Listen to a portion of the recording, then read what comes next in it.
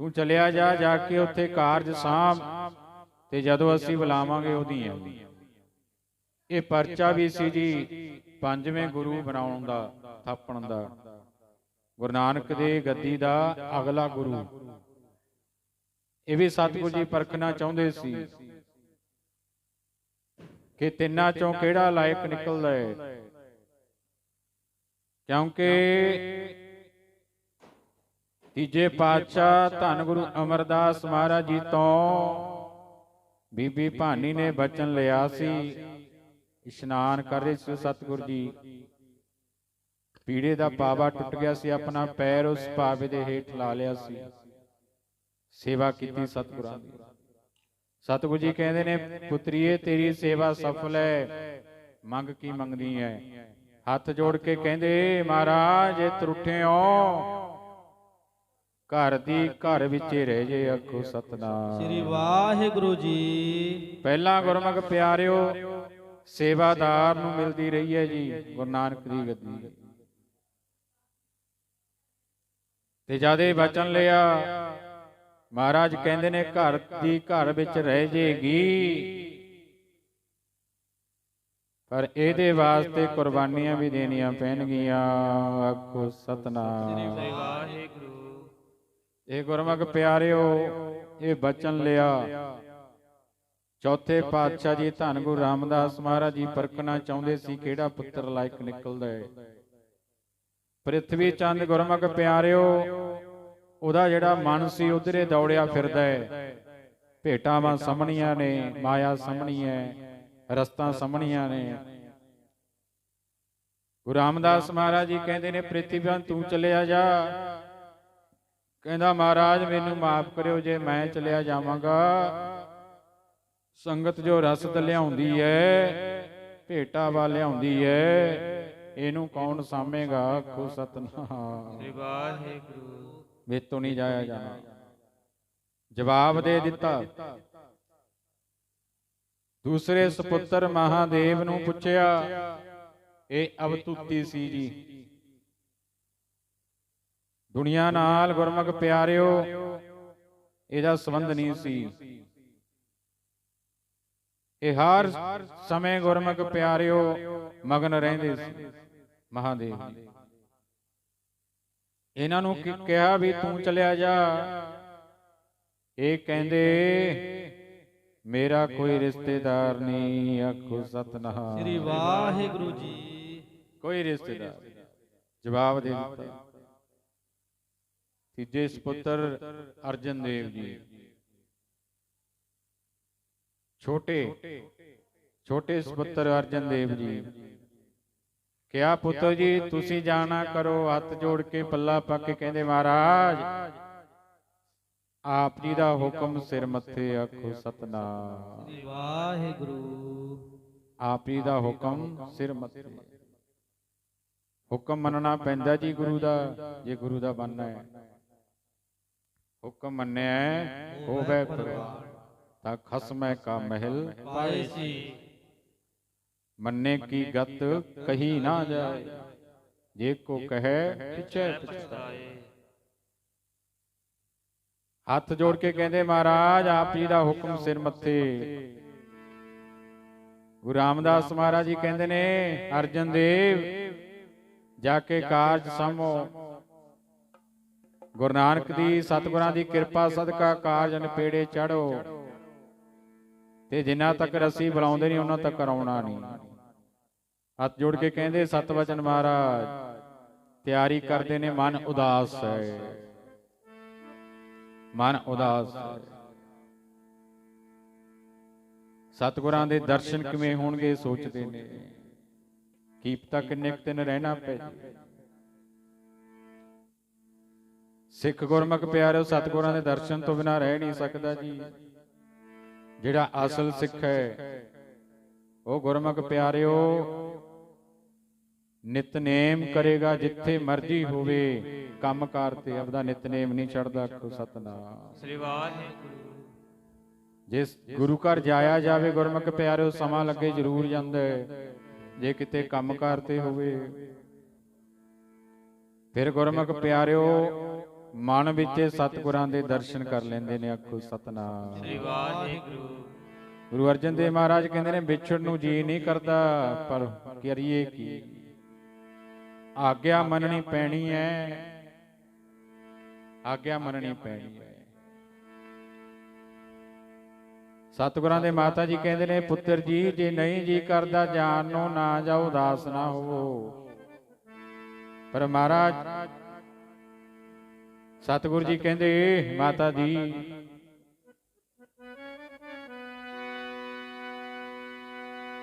ਆਗਿਆ ਸਭ ਤੋਂ ਉੱਪਰ ਹੈ, ਹੁਕਮ ਸਭ ਤੋਂ ਉੱਪਰ ਹੈ, ਇਹ ਮੰਨਣਾ ਪੈਣਾ ਹੈ। ਪਰ ਚਿੱਤ ਕਹਿੰਦਾ ਚਿੱਤ ਨਹੀਂ ਕਰਦਾ ਵਿਛੜਨ ਨੂੰ, ਪਰ ਹੁਕਮ ਮਨਾਉਣਾ ਪੈਣਾ ਹੈ। ਚਿੱਤ ਨਹੀਂ ਕਰਦਾ ਵਿਛੜਨ ਨੂੰ, ਪਰ ਹੁਕਮ ਮਨਾਉਣਾ ਪੈਣਾ ਹੈ। ਨਹੀਂ ਕਰਦਾ ਸੀ ਵਿਛੜਨ ਨੂੰ, ਪਰ ਹੁਕਮ ਮਨਾਉਣਾ ਪੈਣਾ ਹੈ। ਨਹੀਂ ਕਰਦਾ ਵਿਛੜਨ ਨੂੰ, ਪਰ ਹੁਕਮ ਮਨਾਉਣਾ ਪੈਣਾ। ਉਹ ਚਿੱਤ ਨਹੀਂ ਕਰਦਾ ਸੀ ਵਿਛੜਨ ਨੂੰ, ਪਰ ਹੁਕਮ ਮਨਾਉਣਾ ਪੈਣਾ ਹੈ। ਨਹੀਂ ਕਰਦਾ ਸੀ ਵਿਛੜਨ ਨੂੰ, ਪਰ ਹੁਕਮ ਮਨਾਉਣਾ। ਚਿੱਤ ਨਹੀਂ ਸੀ ਕਰਦਾ ਵਿਛੜਨ ਨੂੰ, ਪਰ ਹੁਕਮ ਮਨਾਉਣਾ। ਚਿੱਤ ਨਹੀਂ ਕਰਦਾ ਵਿਛੜਨ ਨੂੰ, ਪਰ ਹੁਕਮ ਮਨਾਉਣਾ ਪੈਣਾ ਹੈ। ਨਹੀਂ ਕਰਦਾ ਵਿਛੜਨ ਨੂੰ, ਪਰ ਹੁਕਮ ਮਨਾਉਣਾ ਪੈਣਾ ਹੈ। ਚਿੱਤ ਨਾ ਕਰਦਾ ਵਿਛੜਨ ਨੂੰ, ਪਰ ਨਹੀਂ ਕਰਦਾ ਸੀ ਵਿਛੜਨ ਨੂੰ, ਪਰ ਹੁਕਮ ਮਨਾਉਣਾ ਪੈਣਾ ਹੈ। ਚਿੱਤ ਨਹੀਂ ਕਰਦਾ ਵਿਛੜਨ ਨੂੰ, ਮਨਾਉਣਾ ਪੈਣਾ ਹੈ। ਉਹ ਹੁਕਮ ਮਨਾਉਣਾ ਪੈਣਾ ਹੈ, ਹੁਕਮ ਮਨਾਉਣਾ ਪੈਣਾ ਹੈ।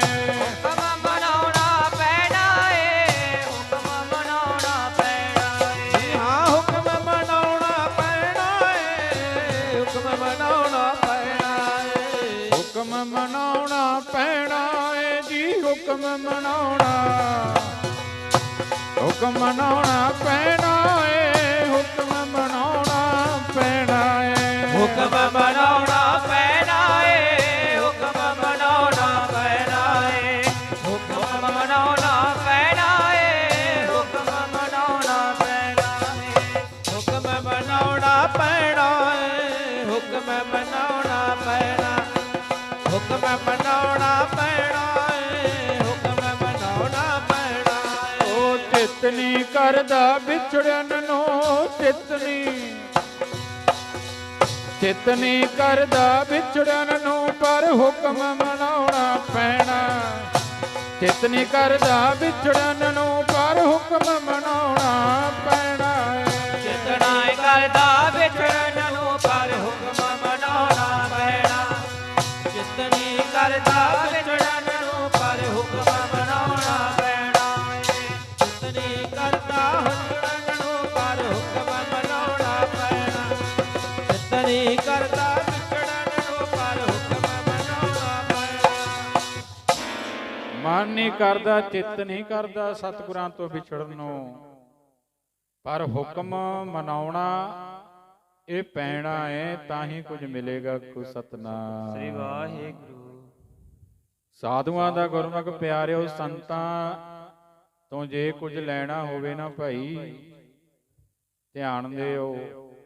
ਜੇ ਉਹਨਾਂ ਤੋਂ ਕੁਝ ਲੈਣਾ ਹੋਵੇ ਚੰਗਾ ਗੁਣ, ਤਾਂ ਉਹਨਾਂ ਦਾ ਕਹਿਣਾ, ਉਹਨਾਂ ਦਾ ਹੁਕਮ ਇਹ ਮੰਨਣਾ ਪੈਂਦਾ। ਆਖੋ ਸਤਨਾਮ। ਸ੍ਰੀ ਵਾਹਿਗੁਰੂ। ਤਾਂ ਕੁਝ ਮਿਲਦਾ ਹੁੰਦਾ। ਤੇ ਗੁਰੂ ਅਰਜਨ ਦੇਵ ਮਹਾਰਾਜ ਜੀ ਨੇ ਹੁਕਮ ਮਨਾਇਆ ਜੀ, ਲਾਹੌਰ ਸ਼ਹਿਰ ਚਲੇ ਗਏ। ਉੱਥੇ ਜਾ ਕੇ ਗੁਰਮੁਖ ਪਿਆਰਿਓ ਕਾਰਜ ਵਿੱਚ, ਵਿਆਹ ਦਾ ਜਿਹੜਾ ਕਾਰਜ ਸੀ ਉਹਦੇ ਵਿੱਚ ਹੱਥ ਵਟਾਇਆ ਸਤਿਗੁਰਾਂ ਨੇ ਜਾ ਕੇ। ਤੇ ਜਦ ਕਾਰਜ ਗੁਰਮੁਖ ਪਿਆਰਿਓ ਨਪੇਰੇ ਹੋ ਗਿਆ, ਪੂਰਾ ਹੋ ਗਿਆ, ਵਿਆਹ ਸ਼ਾਦੀ ਹੋ ਗਈ ਭਾਈ ਸਿਹਾਰੀ ਮਲ ਦੇ ਸੁਪੁੱਤਰ ਦੀ, ਤਾਂ ਸਤਿਗੁਰਾਂ ਦਾ ਹੁਕਮ ਹੈ ਜਿੰਨਾ ਤੱਕ ਬੁਲਾਉਂਦੇ ਨਹੀਂ ਉਹਨਾਂ ਤੱਕ ਆਉਣਾ ਨਹੀਂ। ਉੱਥੇ ਰਹਿ ਕੇ ਸਿੱਖੀ ਦਾ ਪ੍ਰਚਾਰ ਕਰਨਾ ਹੈ। ਆਖੋ ਸਤਨਾਮ। ਸ੍ਰੀ ਵਾਹਿਗੁਰੂ। ਇਹ ਡਿਊਟੀਆਂ ਲੱਗਦੀਆਂ ਨੇ ਜੀ। ਗੁਰੂ ਕੇ ਵਜ਼ੀਰਾਂ ਦੀ ਡਿਊਟੀ ਲੱਗਦੀ ਹੈ ਜੀ ਪਾਠ ਕਰਨ ਦੀ। ਸਤ ਗੁਰਾਂ ਦੇ ਵਜ਼ੀਰ ਦੀ ਹੈੱਡ ਗ੍ਰੰਥੀ ਦੀ ਡਿਊਟੀ ਲੱਗਦੀ ਜੀ ਅਰਦਾਸ ਕਰਨ ਦੀ। ਅੰਮ੍ਰਿਤ ਵੇਲੇ ਉੱਠ ਕੇ ਗੁਰਮੁਖ ਪਿਆਰਿਓ ਅਰਦਾਸ ਕਰਦਾ ਹੈ, ਸਾਰੇ ਨਗਰ ਦਾ ਭਲਾ ਮੰਗਦਾ ਹੈ। ਆਖੋ ਸਤਨਾਮ। ਸ੍ਰੀ ਵਾਹਿਗੁਰੂ। ਇਹ ਉਹਦੀ ਡਿਊਟੀ ਲੱਗੀ ਹੈ ਗੁਰੂ ਵੱਲੋਂ। ਕੋਈ ਗੁਰਮੁਖ ਪਿਆਰਿਓ ਬੰਦਾ ਜਾਂ ਪ੍ਰਬੰਧਕ ਕਿਸੇ ਦੀ ਡਿਊਟੀ ਨਹੀਂ ਲਾ ਸਕਦਾ। ਮਾਫ ਕਰਿਓ ਜੀ, ਇਹ ਗੁਰੂ ਵੱਲੋਂ ਗੁਰਮੁਖ ਪਿਆਰਿਓ ਬਖਸ਼ਿਸ਼ ਹੁੰਦੀ ਹੈ। ਤੇ ਸੰਗਤ ਨੂੰ ਇਹ ਬੇਨਤੀ ਹੈ ਕਿ ਰਲ ਮਿਲ ਕੇ ਗੁਰੂ ਕੇ ਵਜ਼ੀਰ ਦਾ ਸਤਿਕਾਰ ਕਰੀਏ। ਆਖੋ ਸਤਨਾਮ। ਸ੍ਰੀ ਵਾਹਿਗੁਰੂ। ਉਹਦਾ ਵੀ ਸਤਿਕਾਰ ਜ਼ਰੂਰੀ ਹੈ ਨਾ ਭਾਈ। ਅੱਜ ਸਮਾਂ ਕਿਹੋ ਜਿਹਾ ਬਣਿਆ ਹੋਇਆ, ਮਾਫ ਕਰਿਓ ਜੀ, ਮਾਫੀ ਮੰਗ ਕੇ ਬੇਨਤੀ ਕਰਦਾ। ਕਿੰਨੇ ਕੁ ਗੁਰਮੁਖ ਪਿਆਰਿਓ ਗ੍ਰੰਥੀ ਸਿੰਘ ਬਣ ਰਹੇ ਨੇ, ਕਿੰਨੇ ਕੁ ਸੰਥਿਆ ਲੈ ਰਹੇ ਨੇ। ਬਹੁਤ ਪਹਿਲਾਂ ਨਾਲ ਬਹੁਤ ਘਟ ਗਿਆ ਜੀ। ਬਹੁਤ ਬੱਚੇ ਗੁਰਮੁਖ ਪਿਆਰੇ ਟੁੱਟਦੇ ਜਾ ਰਹੇ ਨੇ। ਕਿਉਂ? ਕਿਉਂਕਿ ਗ੍ਰੰਥੀ ਸਿੰਘਾਂ ਦਾ ਸਤਿਕਾਰ ਇਹ ਘਟ ਗਿਆ। ਆਖੋ ਸਤਨਾਮ। ਸ੍ਰੀ ਵਾਹਿਗੁਰੂ। ਇਹ ਗੁਰਮੁਖ ਪਿਆਰਿਓ ਆਪਾਂ ਨੂੰ ਕਰਨਾ ਪੈਣਾ। ਜਿਹੜਾ ਲਾਇਕ ਹੈ ਗ੍ਰੰਥੀ, ਜਿਹਨੇ ਮਿਹਨਤ ਕਰੀ ਹੈ, ਸੰਥਿਆ ਕਰੀ ਹੈ, ਸਤਿਕਾਰ ਕਰਦਾ ਹੈ ਹਰ ਇੱਕ ਦਾ। ਸਾਡਾ ਵੀ ਫਰਜ਼ ਹੈ ਗੁਰਮੁਖ ਪਿਆਰਿਓ ਦਾ ਸਤਿਕਾਰ ਕਰੀਏ, ਸਤਿਕਾਰ ਕਰੀਏ। ਤੇ ਗੁਰਮੁਖ ਪਿਆਰਿਓ ਸਤਿਗੁਰਾਂ ਵੱਲੋਂ ਇਹ ਹੁਕਮ ਲੱਗਿਆ, ਡਿਊਟੀ ਲੱਗੀ ਜੀ। ਤੇ ਗੁਰਮੁਖ ਪਿਆਰਿਓ ਉੱਥੇ ਗੁਰਮੁਖ ਪਿਆਰਿਓ ਸਤਿਗੁਰੂ ਜੀ ਰਹਿ ਕੇ ਸਿੱਖੀ ਦਾ ਪ੍ਰਚਾਰ ਕਰਦੇ ਨੇ। ਗੁਰੂ ਅਰਜਨ ਦੇਵ ਮਹਾਰਾਜ ਕਾਫੀ ਸਮਾਂ ਬੀਤ ਗਿਆ, ਕਾਫੀ ਸਮਾਂ ਬੀਤ ਗਿਆ। ਮਹਾਰਾਜ ਜੀ ਕਹਿੰਦੇ ਨੇ ਸਤਿਗੁਰਾਂ ਨੇ ਬੁਲਾਇਆ ਨਹੀਂ। ਗੋਬਿੰਦਵਾਲ ਦੀ ਸੇਵਾ ਚੱਲਦੀ ਹੈ, ਹਰਮੰਦਰ ਸਾਹਿਬ ਦੀ ਸੇਵਾ ਚੱਲਦੀ ਹੈ, ਕੀ ਪਤਾ ਭੁੱਲ ਨਾ ਗਏ ਹੋਣ। ਤੇ ਗੁਰਮੁਖ ਪਿਆਰਿਓ ਫਿਰ ਸਤਿਗੁਰਾਂ ਨੇ ਮਨ ਬਣਾਇਆ ਕਿ ਇੱਕ ਪੱਤਰ ਹੀ ਲਿਖਾਂ, ਇੱਕ ਚਿੱਠੀ ਲਿਖਾਂ। ਮਨ ਦੀ ਜਿਹੜੀ ਅਵਸਥਾ ਹੈ, ਮਨ ਦੇ ਜਿਹੜੇ ਵਿਚਾਰ ਨੇ, ਖਿਆਲ ਨੇ, ਉਹਨਾਂ ਨੂੰ ਕਲਮਬੰਦ ਕੀਤਾ ਜਾਵੇ। ਉਸ ਚਿੱਠੀ ਨੂੰ ਪੜ੍ਹ ਕੇ ਕੀ ਪਤਾ ਸਤਿਗੁਰੂ ਜੀ ਬੁਲਾਏ ਲੈਣ। ਆਖੋ ਸਤਨਾਮ। ਸ੍ਰੀ ਵਾਹਿਗੁਰੂ। ਤਰੁੱਠੇ ਹੋ ਜਾਣ। ਫਿਰ ਲਿਖੀ ਜੀ ਗੁਰਮੁਖ ਪਿਆਰਿਓ ਚਿੱਠੀ ਲਿਖੀ। ਸ਼ਬਦ ਹਜ਼ਾਰੇ ਪੜ੍ਹਦੇ ਆਂ ਜੀ ਆਪਾਂ। ਮਾਂਝ ਮਹੱਲਾ ਪੰਜਵਾ, ਚੌਪਦੇ ਘਰ ਪਹਿਲਾ, ਇੱਕ ਓੰਕਾਰ ਸਤਿਗੁਰ ਪ੍ਰਸਾਦ। ਇਹ ਸ਼ਬਦ ਗੁਰਮੁਖ ਪਿਆਰਿਓ 3 ਚਿੱਠੀਆਂ ਲਿਖੀਆਂ ਸੀ।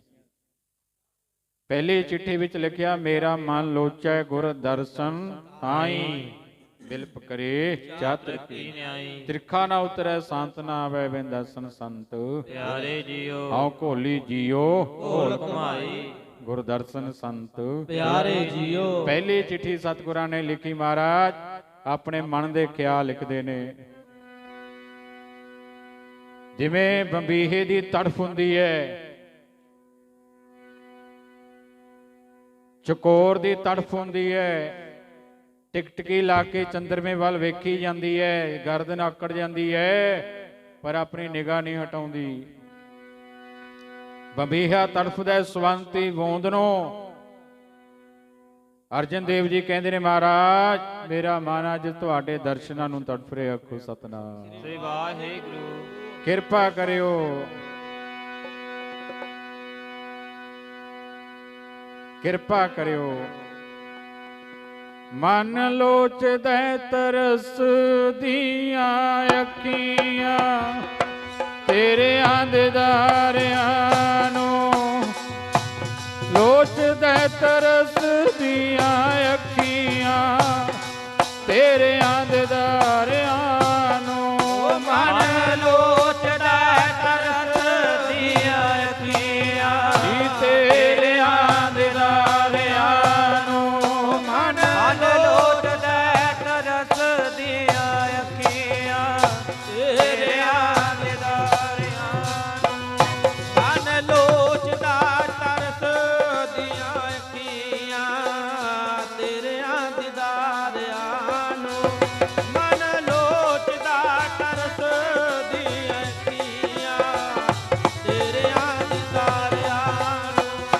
ਮੇਰੀ ਪ੍ਰੀਤ ਮਹਾਰਾਜ ਕਹਿੰਦੇ ਨੇ ਕਿਰਪਾ ਕਰਕੇ ਮੇਰੀ ਪ੍ਰੀਤ ਸੁਣੋ, ਮੇਰੀ ਤੜਫ ਸੁਣੋ ਮਹਾਰਾਜ। ਮੇਰੀ ਤਾਂਗ ਬਬੀਏ ਵਾਲੀ ਕਿਰਪਾ ਕਰਕੇ ਮੇਲੋ ਪਿਆਰਿਆ। ਤਾਂਗ ਬਬੀਏ ਵਾਲੀ ਕਿਰਪਾ ਕਰਕੇ ਮੇਲੀ ਪਿਆਰਿਆ। ਮੇਰੀ ਤਾਂਗ ਬਬੀਏ ਵਾਲੀ ਉਹ ਕਿਰਪਾ ਕਰਕੇ ਮੇਲੀ ਪਿਆਰਿਆ। ਮੇਰੀ ਤਾਂਗ ਬਬੀਏ ਵਾਲੀ ਕਿਰਪਾ ਕਰਕੇ ਮੇਰੇ ਪਿਆਰਿਆ। ਮੇਰੀ ਤਾਂਗ ਬਬੀਏ ਵਾਲੀ ਕਿਰਪਾ ਕਰਕੇ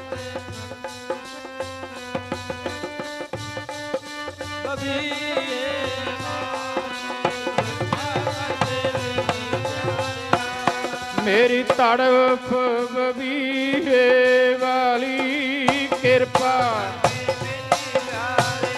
ਓ ਮੇਰੀ ਤਾਂਗ ਮੇਰੀ ਪ੍ਰੀਤ ਮੇਰੀ ਤੜਫ ਬਬੀਏ ਵਾਲੀ ਕਿਰਪਾ।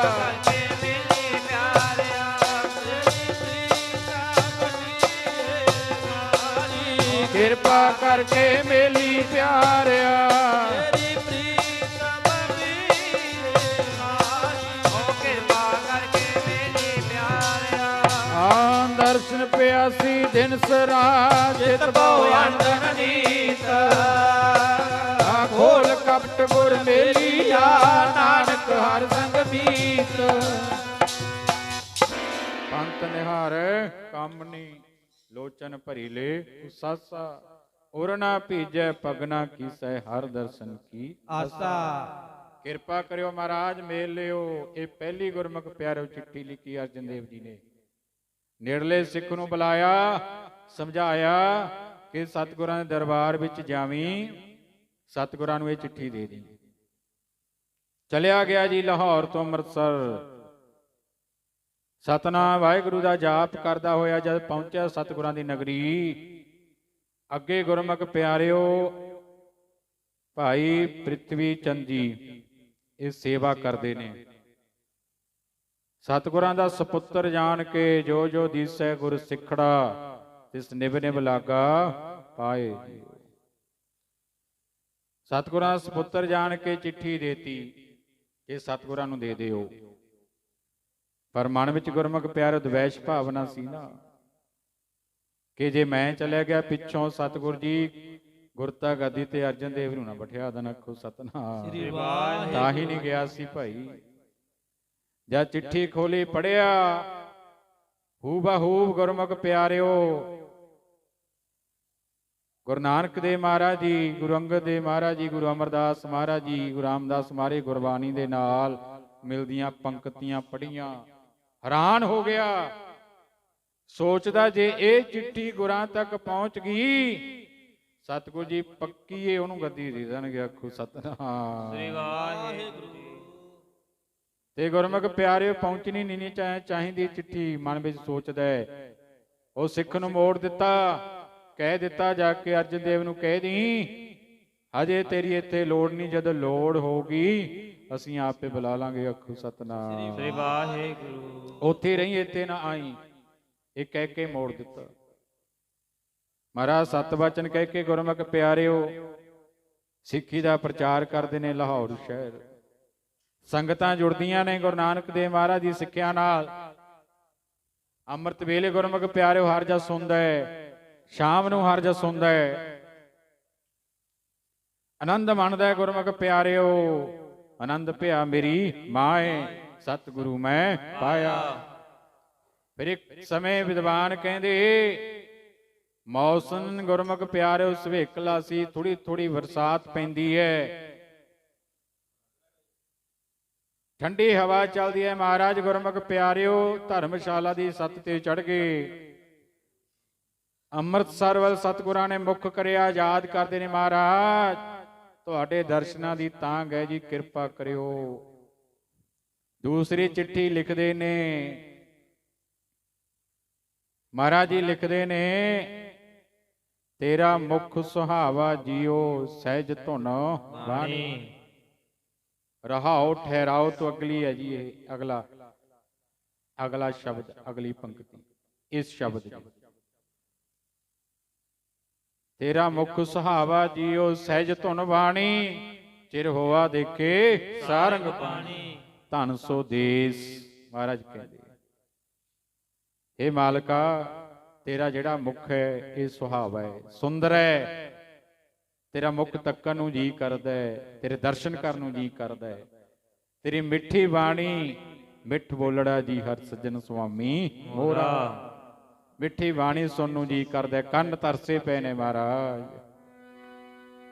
ਜਿੱਥੇ ਤੂੰ ਰਹਿਣਾ ਹੈ ਉਹ ਜਗ੍ਹਾ, ਉਹ ਨਗਰੀ, ਉਹ ਦੇਸ ਧਨ ਹੈ। ਆਖੋ ਸਤਨਾਮ ਸ੍ਰੀ ਵਾਹਿਗੁਰੂ।